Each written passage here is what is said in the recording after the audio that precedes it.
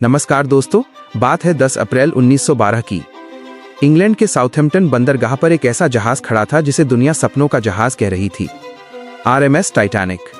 लेकिन दोस्तों, इस सफर के शुरू होने के कुछ ही मिनट पहले एक ऐसी घटना घटी जिसने शायद इस जहाज की किस्मत लिख दी थी। जहाज के सेकंड ऑफिसर डेविड ब्लेयर का अचानक तबादला कर दिया गया। पैनिक और जल्दबाजी में ब्लेयर जब जहाज से उतरे तो वो अपने केबिन की वो चाबी साथ ले गए जिसमें लुकआउट टीम के दूरबीन बिनोक्यूलर्स रखे हुए थे। जहाज बिना दूरबीन के समुद्र के बीच निकल चुका था। अब क्रू के पास अपनी आंखों के अलावा और कोई जरिया नहीं था सामने आने वाले खतरे को देखने का। कैप्टन एडवर्ड जॉन स्मिथ, जो 62 साल के अनुभवी सीनियर ऑफिसर थे, इस विशालकाय जहाज की कमान संभाल रहे थे। 269 मीटर लंबा और 50 मीटर से भी ज्यादा ऊंचा ये जहाज उस वक्त की सबसे बड़ी मशीन थी। व्हाइट स्टार लाइन कंपनी के वाइस प्रेसिडेंट इतने आश्वस्त थे कि उन्होंने पब्लिकली इसे अनसिंकेबल कहा था। दुनिया भर के रईस, इंडस्ट्रियलिस्ट और बेहतर जिंदगी का सपना देखने वाले इमिग्रेंट्स सब इस आलीशान सफर का हिस्सा बनने के लिए बेताब थे। टाइटैनिक की भव्यता ऐसी थी कि आज के जमाने में इसे बनाने की कॉस्ट $400 मिलियन के बराबर है। इसके अंदर स्टेन ग्लास की खिड़कियां, grand staircases, heated swimming pool, Turkish bath, electric bath, gym, squash court, 4 आलीशान रेस्टोरेंट्स और एक लाइब्रेरी भी थी। लेकिन इस लग्जरी के पीछे एक और खेल चल रहा था। कंपनी के चेयरमैन जे ब्रूस इसमें चाहते थे कि टाइटैनिक न सिर्फ सुरक्षित बल्कि दुनिया का सबसे तेज जहाज होने का रिकॉर्ड भी बनाए। उन पर दबाव था कि वो न्यूयॉर्क समय से पहले पहुंचें ताकि हेडलाइंस बन सकें।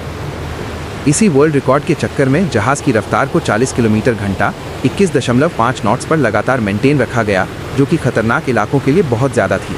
जैसे जैसे टाइटैनिक अटलांटिक की गहराई में बढ़ा, उसे खतरे के सिग्नल मिलने लगे। ये वार्निंग्स कोई ऑटोमेटिक सिस्टम नहीं, बल्कि उस रास्ते से गुजरने वाले दूसरे जहाज़ों जैसे SS कैलिफोर्नियन और मेसाबा ने रेडियो के जरिए दी थी। वो बार बार संदेश भेज रहे थे कि सावधान रहें, इस एरिया में बहुत बर्फ और बड़े बड़े आइसबर्ग्स मौजूद हैं। 14 अप्रैल की रात तक टाइटैनिक को कुल 7 बड़ी चेतावनियां मिल चुकी थीं। लेकिन रिकॉर्ड बनाने की धुन में कैप्टन और क्रू ने इन वार्निंग्स को गंभीरता से नहीं लिया। यहाँ तक कि दोपहर में जब कैप्टन स्मिथ को एक वार्निंग मिली तो चेयरमैन इसमें ने उस पर्चे को अपनी जेब में रख लिया ताकि जहाज स्लो न करना पड़े। 14 अप्रैल की रात समुद्र एकदम शांत था, लेकिन चांद नहीं निकला था। विजिबिलिटी 0 थी। रात के 11:39 बजे बिना दूरबीन के लुकआउट पॉइंट पर बैठे फ्रेडरिक फ्लिट को अचानक सामने मौत दिखाई दी। उन्होंने चिल्लाकर कहा, आइसबर्ग राइट अहेड। ब्रिज पर तैनात फर्स्ट ऑफिसर विलियम मर्डोक ने पैनिक में आकर इंजन रिवर्स करने और जहाज को मोड़ने का ऑर्डर दिया। लेकिन यहाँ हुई सबसे बड़ी गलती। वैज्ञानिकों का मानना है कि अगर टाइटैनिक को मोड़ा न जाता और वो सीधा हेड ऑन आइसबर्ग से टकराता तो शायद वो कभी नहीं डूबता। सीधी टक्कर से सिर्फ सामने के 3-4 कंपार्टमेंट्स ही डैमेज होते और टाइटैनिक 4 कंपार्टमेंट्स भरने पर भी आसानी से तैर सकता था। लेकिन मोड़ने की वजह से आइसबर्ग ने जहाज के किनारे को रगड़ दिया। ये रगड़ इतनी लंबी थी कि एक साथ 6 वाटरटाइट कंपार्टमेंट्स फट गए। 1.5 मिलियन टन के बर्फ के पहाड़ ने जहाज के मेटल को कागज की तरह फाड़ दिया। अब टाइटैनिक का अंत निश्चित था। हादसे के वक्त SS कैलिफोर्नियन टाइटैनिक से सिर्फ 37 किलोमीटर दूर खड़ा था। उनके क्रू ने टाइटैनिक के डिस्ट्रेस रॉकेट्स को देखा भी था, लेकिन उनके कैप्टन स्टैनली लॉर्ड ने इसे ये कहकर नजरअंदाज कर दिया कि अमीर लोग पार्टी मना रहे होंगे। अगर वो समय पर आ जाते तो शायद हर एक जान बचाई जा सकती थी। जहाज पर पैनिक मच चुका था। स्टेयर्समैन रॉबर्ट हचस ने भी डर में आकर स्टीयरिंग व्हील गलत दिशा में घुमा दिया। लाइफ बोट्स की भारी कमी थी, क्योंकि कंपनी को लगा था कि ये जहाज तो कभी डूबेगा ही नहीं। पहली लाइफ बोट, जिसमें 65 लोग आ सकते थे, सिर्फ 28 लोगों को लेकर निकल गई। कैप्टन स्मिथ ने तो सेफ्टी ड्रिल भी कैंसिल कर दी थी।